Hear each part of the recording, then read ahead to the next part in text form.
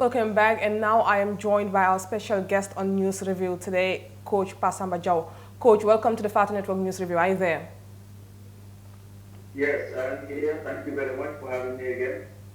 It's an honor. It seems like another day in.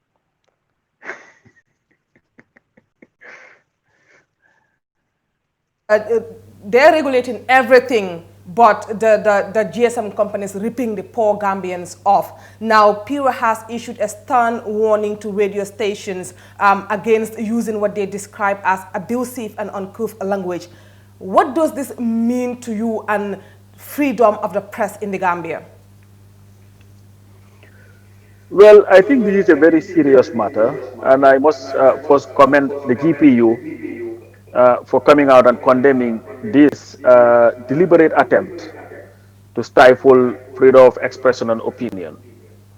To just issue a blanket statement that you're going to close down radio stations because people call or use foul languages, to me is not enough. And I think Gambians must be very careful here in that any government, anywhere in the world, if they have it their way, they will do whatever it takes to stifle dissent. And I want to believe that if these radio stations, maybe the people that we are calling, if they were in support of the current administration, you will not hear anything like this. But this is not new. They've been trying incrementally to do this. We heard when they tried to bring the insult law before the National Assembly, that bill, which was criticized, condemned by most Gambians, leading them to withdraw it. So any attempt that they have to stifle freedom of expression and opinion, they would do it because most people, especially most governments, are not comfortable when their citizens are very outspoken in criticizing them. So I want to Governments are all not very Gambians. open. Government are usually not very open to media, like you said, and they're not very comfortable when their citizens are very much opinionated and given the platform. But do you think that this body was pressured into issuing this statement?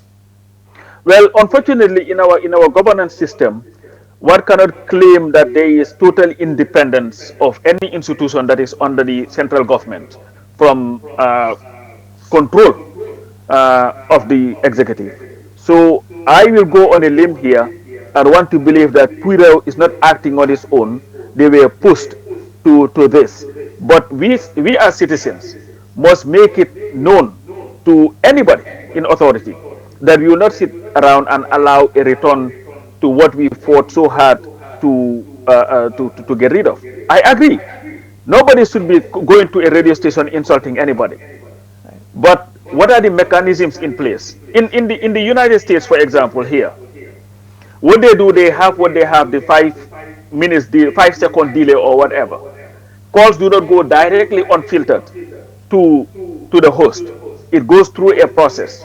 But even here, sometimes somebody would insult, they would bleep it. But you cannot go and just threaten to shut down a radio station because somebody calls from anywhere and insult somebody. It's not the host that is insulting. It's not the owner of the radio station that is insulting. It's a private citizen who wants to use such a language and do it. And I don't believe that it is so rampant in that country that it has become a problem. What I want to appeal to President Barrow. No, go ahead. No, you go ahead. You go ahead. Now, what I wanted to appeal to President, I said about that. Oh, people say that I am soft, but I like that because I am soft. As long as there is democracy in this country, I'll soft. But all I want to appeal to President Barrow is there may be people who will come to you and will be selling this danga soft.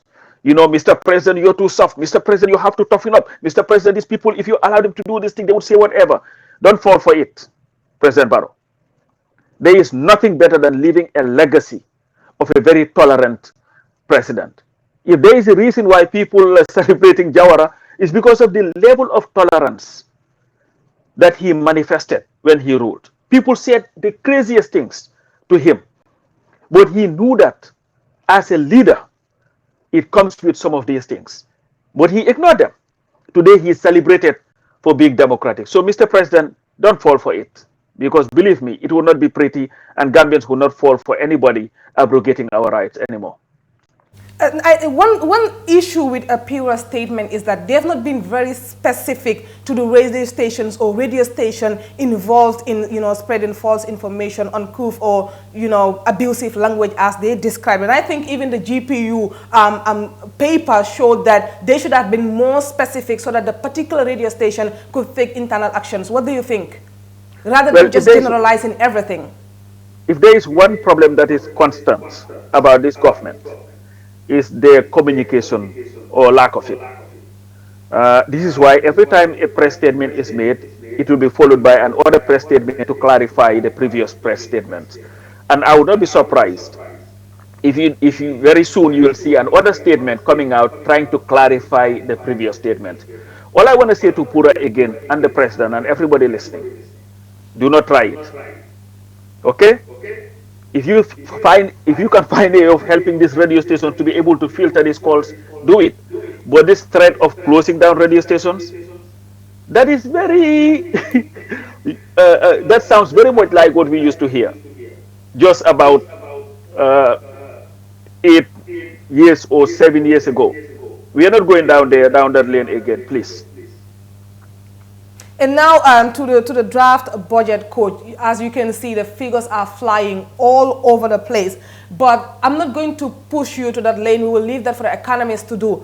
In a time like this, what is your expectation of the National Assembly of the Gambia? Well, the budget is called a draft for a reason. Because the executive will draft a budget, send it to the National Assembly, and it becomes the responsibility of the National Assembly to pass the budget. It originated from the executive, but then it becomes a collective responsibility when the National Assembly passes it. What I expect from the National Assembly is that they would pass a budget that would be able to address the basic needs and aspirations of the Gambian people. We cannot continue to have this copy and paste budgetary system. If you look at our budgets for the past decades, they almost always look the same. And I think we have to be able to look at it thoroughly, and I hope the National Assembly will do that. You look at, for example, education, basic education. They've allocated about 2.8 billion.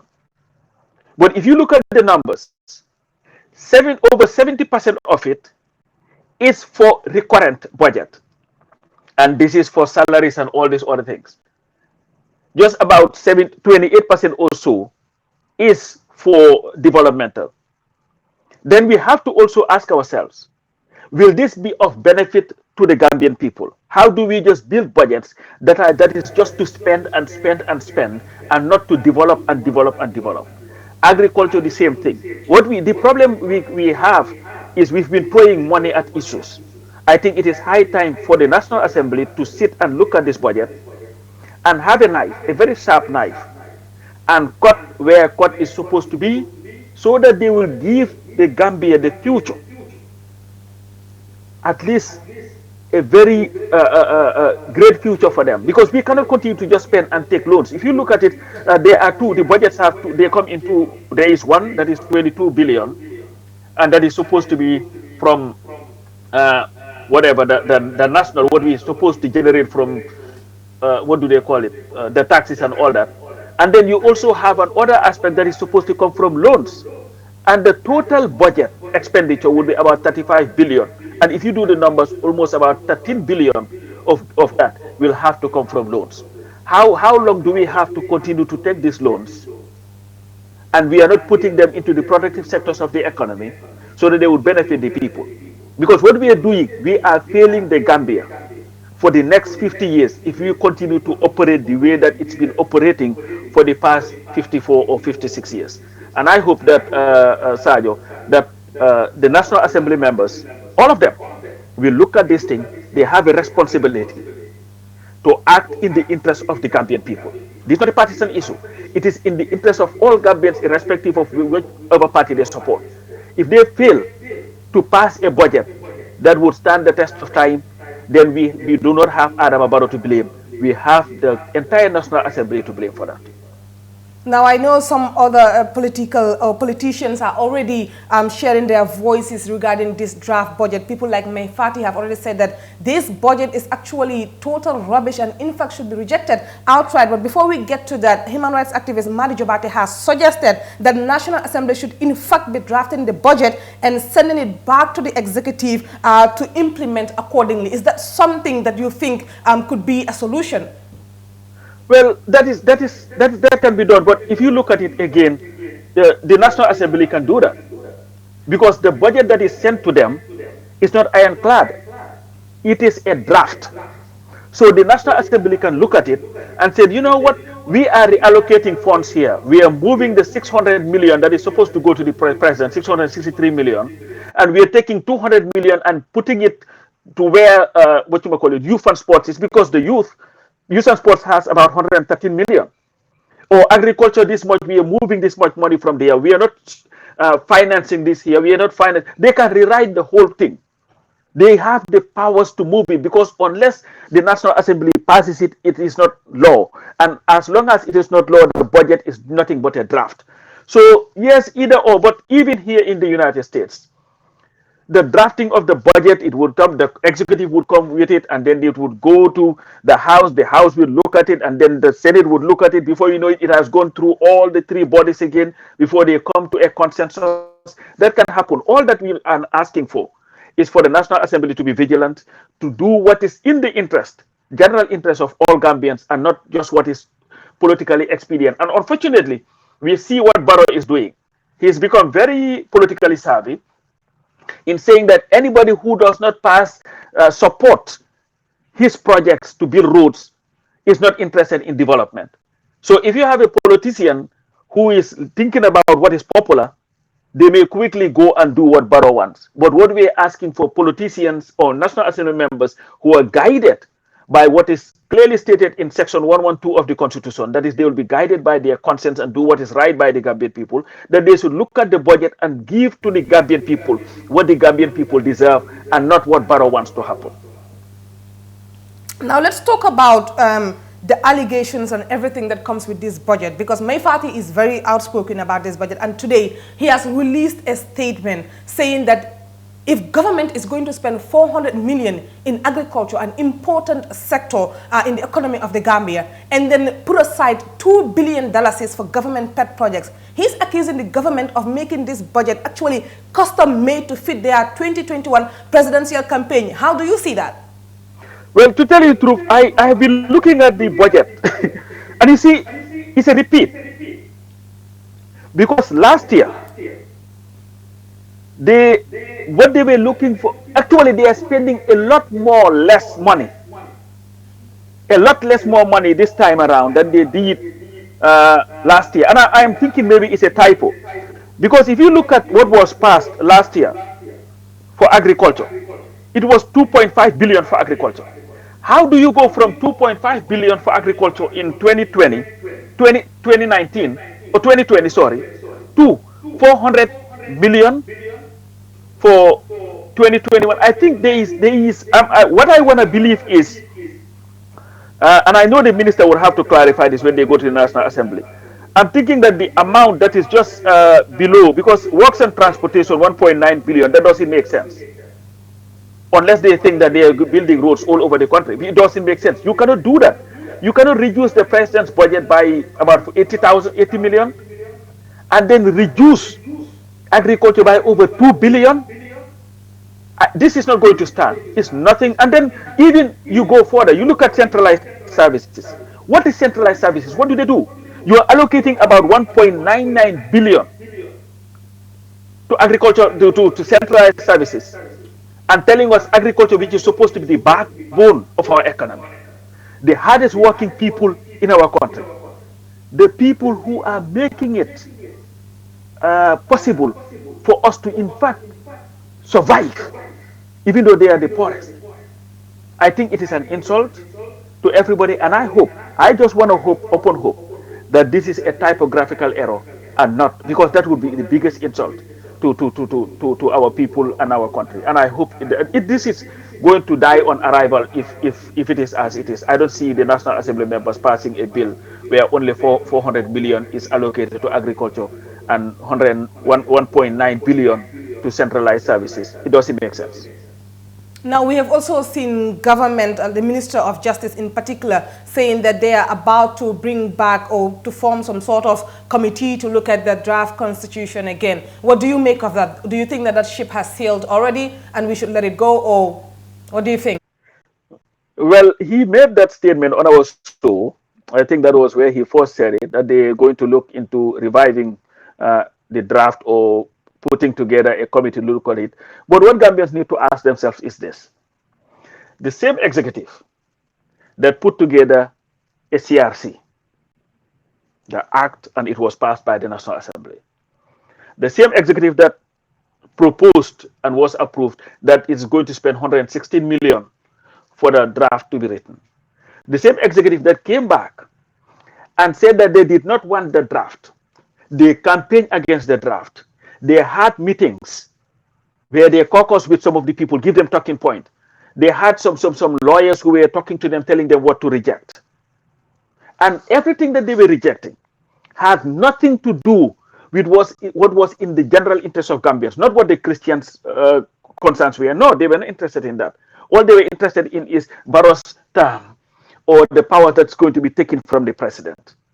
So if you reject that, what makes Gambians think that you are going to constitute another committee that was going to give us a constitution that is acceptable? What I believe here is Adama Barrow must have seen the backlash from the people in the country because they did not even give it a chance. Because the government had an opportunity to have its supporters in the National Assembly, and those were the NRP supporters, the other 8 that left the UDP and joined them, and then one national nominated member. The APRC, they had a different reason for rejecting it. They could have given this thing a chance and say, you know what, we'll pass it for the first reading, so that it will go to the second reading. For that, there we can amend what we can amend because they have the powers. Everything that goes to the National Assembly, it is a draft until it is passed. Then they can amend it. But to reject all that and then come around and tell us, you know what, I'm going to put a committee together, an independent committee, independent according to whose standards, so that we'll give this draft another chance. I'm skeptical. I'm thinking they are just playing political games, and I don't think there may be enough time for them to go through this whole process, have it passed, have it gazetted, and all these things, and then go through a referendum for the next, what do they call it, elections. I think this is a joke. It's a political gymnastics that they are trying to play, and I hope that they are genuinely the people, because they had enough opportunity to have done what they're doing now. If they had given this thing the opportunity to go to the second reading where amendments could have been made, and then we can take it. If we had gone to a second amendment, to a second reading, and people rejected some of their proposals, they would have been on a firmer footing and said, listen, we gave this a chance, we went there, we said this was wrong, this had to be changed, they rejected it, conscience could not allow us to support it. That's what you do. But you killed the baby, you aborted the baby in the stomach, said that, you know what, it was not going to be done, you take it. When you didn't even give the baby the chance to even come out. Does it make sense? Talking about political gymnastics, it seems like President Barrow's National People's Party is in shape as they won the Nyamina West by-elections. I know you haven't spoken about these elections since it happened. What do you make of it? It seems like they are going for 2021. What do you think? Well, anybody who underestimates Barrow, I think is making a colossal mistake, because what we've seen during the Nyamina West by-elections, and I think is it Jimara Kerjarga ward, is the power of the incumbency being manifested. They did what they had to do. Unfortunately, some of the things that we were crying against when Jammeh was here, when the whole power of the incumbency was put in display, the executive fully involved, it's what repeated itself. But again, hey, we have no one to blame, because Barrow was giving this opportunity. If the coalition had stuck to the plan that was in place, respected the process of 3 years and leaving, we would not have had this problem. But again, Barrow is giving us what was handed to him, and he is just operating that way. So Barrow cannot be underestimated.